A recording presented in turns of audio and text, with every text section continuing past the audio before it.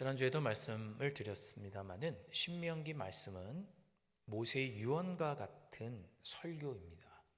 모세가 가나안 땅에 이제 들어가서 그 가나안 땅을 정복하려고 하는 가나안 땅에 들어가기 직전에 모압 평지에 모여 있는 이스라엘 백성들에게 유언처럼 당부하는 세 편의 설교를 하게 되는데, 그 설교를 모아놓은 내용이 신명기입니다. 모세는 오늘 가나안 땅에 들어가서 그 땅을 차지할 이스라엘 백성들에게 그 땅과 관련해서 특별한 명령을 내리게 됩니다. 그것은 가나안 땅을 차지한 후에 차지한 그 가나안 땅, 특별히 요단강 서쪽에 있는 땅, 그 땅의 세 곳을 특별히 지정해서 사람들이 그곳에 도피하여 살 수 있도록 하라는 명령을 내립니다. 오늘 본문 2절에 이렇게 기록하고 있습니다. 내 하나님 여호와께서 내게 기업으로 주신 땅 가운데에서 새 성읍을 너를 위하여 구별하고, 그러니까 하나님께서 너희들에게 가나안 땅을 약속의 성취로 주시겠다고 하셨는데 그 땅을 다 차지한 후에 그 중에 세 개의 성읍을 선택해라, 구별해라 라고 말씀하셨습니다. 그 세 성읍을 구별하라고 한 이유가 있죠. 그 이유는 실수로 살인을 저지른 자가 지나친 처벌을 받지 않도록 하기 위함이었습니다. 4절 말씀, 살인자가 그리로 도피하여 살 만한 경우는 이러하니 곧 누구든지 본래 원한이 없이 부지 중에 그의 이웃을 죽이니. 그러니까 부지 중에 실수로 이웃을 죽인 사람이 그리로 피한하면 살 수 있다. 실수로 사람을 죽인 자가 죽임을 당하지 않도록 하기 위해서 도피할 수 있는 성, 도피성을 허락해 주신 것입니다. 그러니까 실수로 부지 중에 이웃을 죽인 자가 살 수 있도록 피난처를 마련해 주신 거죠. 당시에는 이스라엘뿐만 아니라 고대 근동에 내가 예를 들면 눈이 다치면 상대방도 눈이 똑같이 다치게 하는 그런 법의 정신이 있었습니다. 이걸 조금 다 어떻게 표현하냐면 동해복수법, 동일한 해를 입히는 것으로 복수하는 동해복수법이라고 하는 법의 정신이 당시에는 있었습니다. 오늘 읽었던 말씀은 아니지만 그 밑에 조금만 내려가시면 19장 15절에 이렇게 기록하고 있습니다. 사람의 모든 악에 관하여 또한 모든 죄에 관하여는 한 증인으로만 정할 것이 아니요 두 증인의 입으로나 또는 세 증인의 입으로 그 사건을 확정할 것이며. 그러니까 어떤 사람이 누군가에 해를 입히고 어려움을 끼쳤고 죄를 지었으면 한 사람의 증인으로만 하지 말고, 증언으로만 하지 말고 두 명이나 세 명의 증언이 일치하면 그때 그 사람이 잘못했다, 죄를 범했다고 확정해라. 재판 중에 그렇게 하라고 말씀합니다.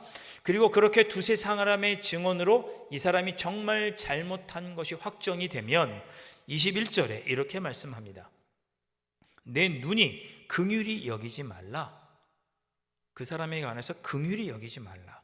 생명에는 생명으로, 눈에는 눈으로, 이에는 이로, 손에는 손으로, 발에는 발로이니라. 이렇게 말씀합니다. 그 사람이 잘못한 일이 이만큼의 잘못이면 이만큼 똑같이 복수해 주어라, 그런 뜻입니다. 생명을 해했으면 그 사람이 생명을 갚는 것으로, 자기의 생명을 내어놓는 것으로 갚고, 눈을 다치게 했으면 눈을 내어주는 것으로 갚게 해라. 이것이 동해복수법의 정신이었습니다. 이게 법의 정신이었어요. 그런데 그렇게 하는 것이 마땅하지만, 그런데 전혀 고의성이 없이 부지 중에 실수로 살인을 한 경우, 실수로 살인을 했는데 그 사람을 똑같이 죄인 취급해서 그 사람의 생명을 빼앗는 것은 너무 가혹하다, 그렇게 하나님은 생각하신 거죠. 그래서 5절을 보시면 그런 경우의 예를 들고 있습니다. 5절에 보면 가령 사람이 그 이웃과 함께 벌목하러, 나무하러 산으로 갔을 때 나무를 하다가 그만 그 도끼의 자루가 헐거워서 도끼 날이 이렇게 슝 하고 빠져버려서 옆에 있는 이웃을 친 거예요. 그 도끼 날이 그 옆에 있는 사람을 쳐서 그 사람이 죽게 된 경우, 이런 경우를 얘기합니다. 일부러 죽인 게 아니잖아요. 실수로, 부지 중에 그렇게 이웃을 죽인 경우, 그런 사람들의 경우는 똑같이 생명을 취하지 말고 그 사람이 생명을 잃지 않고 도망가서 살 수 있도록 도피처를 마련해 주어라. 그 도피처가 바로 도피성인 것입니다. 그것을 가나안 땅에 3개를 마련하라고 하나님께서 말씀하신 거죠. 정의는 바로 세우지만 그 따뜻함은 잃지 않기를 하나님께서 바라신 것입니다. 이스라엘 민족의 법이 바로 세워지고 정의가 바로 세워지지만, 그러나 사람을 소중하게 생각하는, 생명을 소중하게 생각하는 따뜻한 만큼은 잃지 않기를 하나님께서 바라신 거죠. 그래서 6절에 이런 말씀을 하셨습니다. 그 사람이 그에게 본래 원한이 없으니, 그렇죠, 실수로 죽인 거지 원한이 있어서 죽인 것이 아니잖아요. 그 사람이 그에게 본래 원한이 없으니 죽이기에 합당하지 아니하나. 두렵건대 그 피를 보복하는 자의 마음이 복수심에 불타서 살인다를 뒤쫓는데 그 가는 길이 멀면 그를 따라잡아 죽일까 하노라. 무슨 얘기입니까? 도끼에 실수로 맞아서 죽은 사람, 서로 간에는 원한이 없지만 그 죽은 사람의 자녀가 저 사람이 우리 아버지를 죽였네 라고 마음에 원한과 복수심이 차서 그 실수로 죽인 사람을 죽이지 않도록 한 거죠. 그 사람이 도피성으로 피하는 중에 그 길이 너무 멀어서 이 젊은 자녀에게 따라잡혀서 죽게 되지 않도록 한 곳에만 도피성을 두지 않고 3곳에 도피성을 둔 것입니다. 접근성이 좋도록 한 거죠. 하나님의 마음에는 이스라엘 백성들의 마음속에 서로 원한을 갖고 복수하는 복수심이 가득하지 않기를 원하신 거예요. 내가 이런 피해를 보았으니 너도 똑같이 이런 일을 당해야 돼 라고 하는 원한이, 복수심에 불타기를 원치 않으셨던 거죠. 정의는 바로 세우지만 따뜻함을 잃지 않기를 바라신 것입니다. 도피성 제도는 좋은 제도였던 것입니다. 어떻게든 사람을 살리고자 하는 뜻이 담긴 제도가 도피성이었습니다. 긍휼의 제도였고 자비의 제도였습니다. 여러분, 이 말씀을 마음에 좀 새겨두시면 좋겠습니다. 어느 순간 우리는 점점 사회 일을 할 때든지 교회에서 주님의 일을 감당할 때든지 내가 이렇게 했으니 너도 이렇게 해야 된다고 하는 그런 마음이 가득 차고 있습니다. 내가 할 때 이렇게 도와주지 않았으니까 나도 네가 할 때 도와주지 않을 거야. 어떻게든 그 사람을 살리고 위로하고 일이 잘 되어지도록 이 사회도 되는 것이 아니라 내가 이렇게 당했으니 너도 이렇게 당해봐 라고 하는 마음이 이 사회도 가득해지고 있는 게 아닌가. 교회 안에서도 그런 마음이 가득해지고 있는 것은 아닌가. 원칙은 바로 세우나 따뜻함을 잃어버리고 있는 것은 아닌가.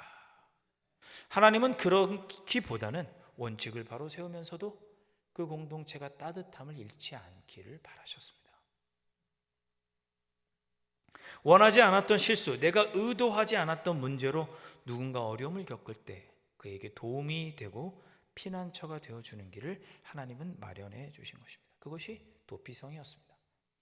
그뿐만 아니었습니다. 하나님은 그렇게 누군가를 살려주고 배려하는 일도 아주 매우 구체적으로 행하십니다.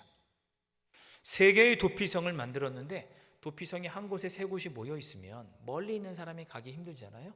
아까 읽었던 것처럼 도피성을 가는 중에 복수하고 싶은 사람이 따라잡아서 그를 죽일 수 있으니까, 도피성에 도달하기 전에 죽일 수 있으니까 도피성을 나라를 3등분해서 하나씩 있도록, 그래서 누구나 쉽게 도피성으로 피할 수 있도록 하나님께서 명령하십니다.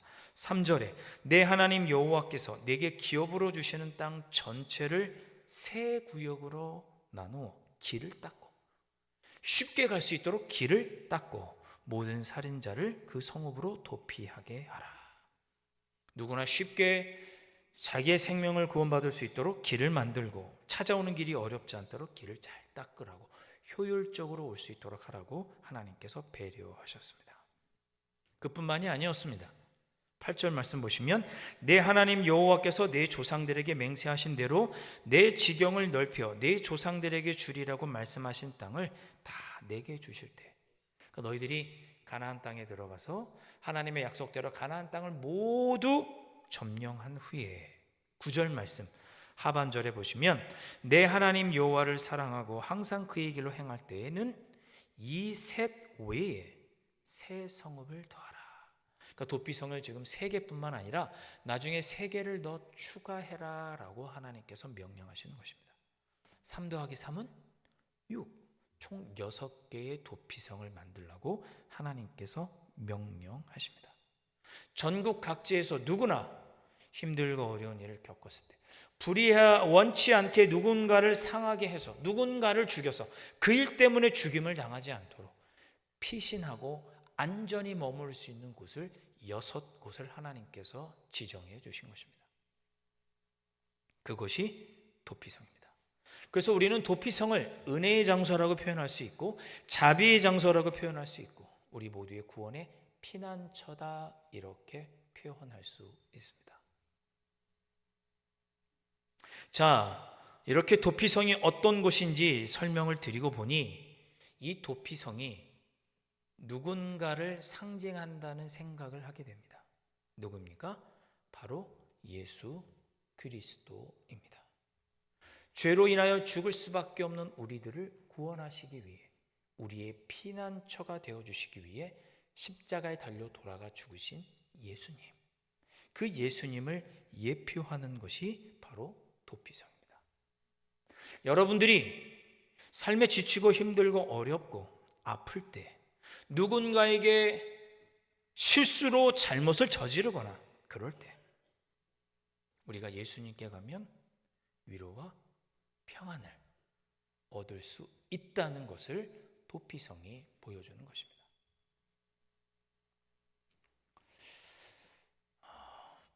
노진준 목사님이라는 분이 계신데요, 이분은 은퇴하신 목사님이십니다. 미국에서 목회하시다가 은퇴하셨는데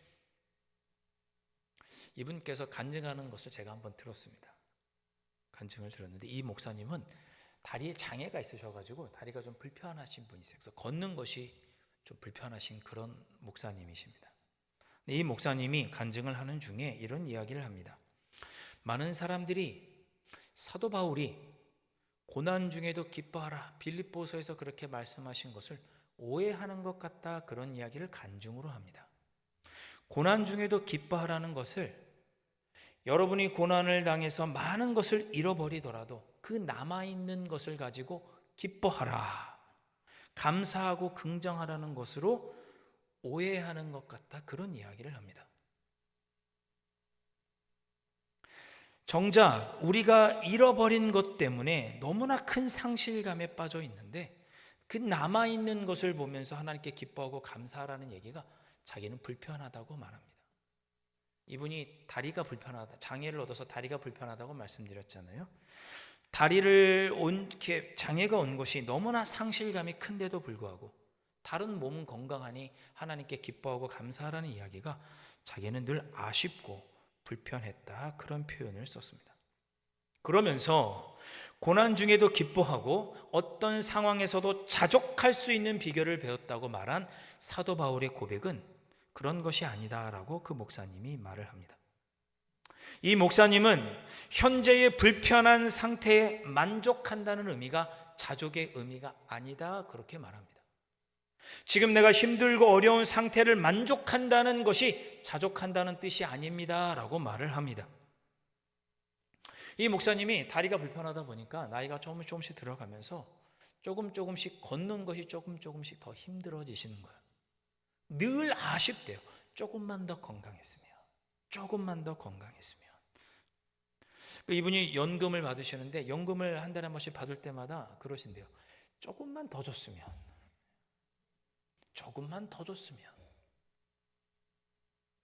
그러면서 하는 말이 공감이 됐습니다. 사람은 자신의 현재 상태에 만족하지 못한다. 사도 바울이 자족하기를 배웠다고 감옥에서 고백하는 것은 현재의 상태를 만족한다는 의미가 아니라는 것이죠. 바울이라고 감옥에 갇히는 것을 좋아했겠습니까? 바울이 자족했다고 하는 것은 비록 내가 감옥이라고 하는 이 고통스러운 상황에 있지만 그러나 이 모든 것이 하나님의 주권 아래, 하나님의 섭리 아래 있다는 것을, 다스림에 만족하겠다는 것을 의미하는 것이다. 그렇게 이 목사님이 이야기를 하셨는데 마음에 크게 공감이 되었습니다. 바울은 로마서 5장 3절에서 이렇게 말씀합니다. 환난 중에도 즐거워하나니, 환난 중에도 즐거워하나니. 이 즐거워한다는 말은 세번역 성경에서는 부끄러워하지 않는다라고 번역을 했습니다. 내가 환난 중에도 부끄러워하지 않는다, 그런 뜻이에요. 앞에서 사도 바울이 얘기했던 자족하는 것과 같은 맥락인 거죠. 내 삶에 여전히 극심한 환난과 고난이 여전히 있다 할지라도 나는 하나님을 믿는 것을 부끄러워하지 않겠다. 내 삶이 하나님의 섭리 안에 있고 나는 하나님의 다스림을 받는 사람이라는 것을 인정하고 나는 받아들이고 부끄러워하지 않고 자랑하겠다. 그런 믿음의 고백인 것입니다. 그렇기 때문에 예수님은 우리의 피난처가 되시고 도피성이 되시는 것입니다. 우리의 상황이 조금도 아쉬움이 없는 상황이 되어서가 아닙니다. 어떻게 우리가 현재의 상황에 만족할 수 있겠습니까? 우리의 자녀들이 조금 더 공부를 잘했으면 좋겠고, 좋은 직장에, 조금 더 좋은 직장에 갔으면 좋겠고, 우리의 수입이 조금 더 많아졌으면 좋겠고, 내 몸의 건강이 조금 더 좋아졌으면 좋겠고, 이래서 아쉽고 저래서 아쉽고 이래서 부족하고 저것도 부족하고, 그런 우리에게 어떻게 참된 평안이 찾아올 수 있겠습니까? 그런데 여전히 환경은 부족하고 아쉽지만 예수 그리스도를 통해서 하나님은 여전히 나를 사랑하시고 사랑의 섭리 안에서 내 삶을 이끌고 내가 그 하나님 안에서 다스림을 받고 있다는 것을 예수 그리스도 통해서 깨달으니까, 비록 여전히 내 삶의 환경이 부족하고 연약해도 나는 하나님의 다스림을 받는 것을 인정함으로 만족하고 평안을 누릴 수 있게 되더라. 그래서 우리 예수님이 도피쳐요. 그 예수님 안에 갈 때 우리가 평안을 누리게 되는 것입니다. 여러분들, 그러니 세상 다른 것이 아닌 예수 그리스도 안에서 평안을 누리시기를 주님의 이름으로 축원드립니다. 아멘. 얼마 전에 서점에 갔다가 책을 하나 보았습니다. 책 제목이 너무 재밌어서 책을 보게 되었는데, 책 제목이 우리는 마약을 모른다, 이런 제목입니다. 우리는 마약을 모른다. 가끔 지나가다 보면 뭐 마약 떡볶이도 있고 마약 김밥도 있고 마약 치킨집도 있고 뭐 그런 것 같은데, 사회적으로 마약이 이슈가 되고 또 책 제목도 워낙 재밌어서 책을 잠깐 이렇게 보게 되었습니다. 여러분, 마약할 때 그 마자가 악마 할 때 그런 마자가 아닙니다. 절일 마자, 한자로 절일 마자를 씁니다. 그러니까 마취, 마비시킬다 할 때의 마자를 씁니다. 그러니까 마약은 처음에는 우리의 건강을 위해, 어디가 아픈 사람의 통증을 가라앉히기 위해 쓰였던 약으로 쓰였던 그런 약이 마약입니다. 혹하시나요? 고대 역사를 보면 몸이 아플 때 사람들이, 원시인들도 몸이 막 아파요. 막 뭐 다리도 아프고 뭐 팔도 아프고. 그때 우연히 어떤 풀을 먹거나 이렇게 버섯을 먹었는데 정신이 몽롱하더니 이제 아픈 게 조금 가신 거예요. 몇 번 그렇게 먹다 보니까 이제 자연스럽게 나았겠죠. 그래서 기원전 1만 년 전에 원시인들부터 그 스페인 뭐 동굴 벽화에 보면 막 소뿔도 있고 그렇죠. 그 밑에 보면 버섯 그림이 있습니다. 마약처럼 먹었던 식물인 거죠. 그래서 마약의 역사는 아주 오래되었다라고 말합니다. 삼국지의 관우 아시죠? 예, 뼈를 긁어내는 수술을 할 때 태연하게 바둑을 뒀다고 하죠. 왜 태연하게 바둑 둘 수 있었을까요? 마비산 여기 뿌려가지고 마비시킨 거예요. 그래서 수술을 받을 수 있었던 거죠. 처음에 마약은 우리의 몸을 치료하는 약이었습니다. 그런데 지금 어때요? 마약은 쾌락의 상징이 되었죠. 더 많은 사람들이 삶의 피난처로 마약을 선택합니다. 중독이 되는 거죠. 여러분, 마약 때문에 나라가 망하기도 했습니다. 역사를 보면 청나라는 중국은 과거에 아편 때문에 나라가 망하기도 했죠. 2015년, 물론 이 책에 나와 있는 표현이다마는 2015년 기준으로 전 세계 심각한 마약 중독자는 3천만 명이라고 합니다. 지금 더 늘어났겠죠? 10년 전 기록이니까. 얼마 안 되는 것 같아도 우리 대한민국 인구의 3분의 2가 마약 중독에 빠져 있는 것입니다. 한두 번, 한 달에 한 번, 두 번 복용하는 사람, 알딸딸해지기 위해서 한 달에 한 번, 두 번 복용하는 사람들까지 합치면 2억 5천만 명 정도가 마약을 복용해 보았다고 유엔은 보고하고 있습니다. 질병을 위해서 마약을 먹었을까요? 아니요. 쾌락을 위해서. 현실을 잠깐 잊기 위해서 마약하는 것입니다. 어떻게 마약 복용자가 늘어나게 되니까 마약 시장도 점점 커지고 있습니다. 2015년 기준으로 전 세계 350조 시장, 한 해 전 세계 영화 시장이 한 120조 정도 된다고 합니다. 그것의 3배 정도 되는 것이 마약 시장입니다. 얼마 전에 미국이 베네수엘라를 공격했죠. 베네수엘라가 미국의 마약을 공급하는 공장 같은 곳이니까 베네수엘라를 공격한 것입니다. 왜요? 미국은 지금 마약이 심각하거든요. 미국에는 저는 가보진 못했지만 마약 중독자의 거리가 따로 있다고 할 정도입니다. 그 거리를 가면 마약 중독자들이 마약 먹고 길거리에서 비틀거리면서 다니는 거죠. 미국에서 마약 중독으로 죽는 사망률이 코로나보다 높다고 합니다. 코로나로 죽었던 사람보다 마약 중독으로 죽는 사람이 더 많다는 거죠. 과거에 청나라가 아편으로 멸망했던 것처럼 이제는 미국이 마약 때문에 멸망하게 생겼습니다.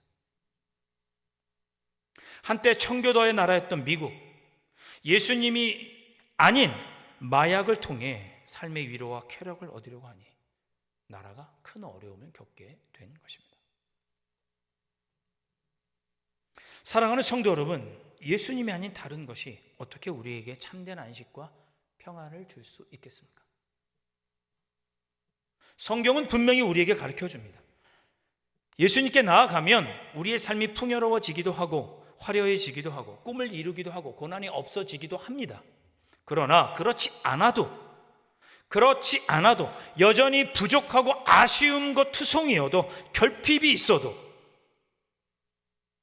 예수님 안에서 만족을 누리고 평안을 누리는 사람, 하나님의 섭리를 깨닫고 그 하나님의 섭리 안에 다스림을 받는 사람에게는 참된 위로와 평안이 있다고 성경은 우리에게 가르쳐 주십니다. 그러니 여러분, 다른 것에서 위로를 얻으려고 하지 마시고 우리 주님께 피하여 그곳에서 참된 위로와 안식을 누리시는 여러분들이 되실 수 있기를 주님의 이름으로 축원드립니다. 자, 우리 하나님께 날마다 우리 주님께로 피하고 싶습니다. 이런 우리 결단의 마음을 담아 함께 찬양하고 우리 기도하고 오늘 예배를 마치도록 하겠습니다. 오늘 우리가 예배를 시작하면서 우리 목사님께서 그렇게 기도 인도를 하셨죠. 하나님은 실수가 없는 분이다.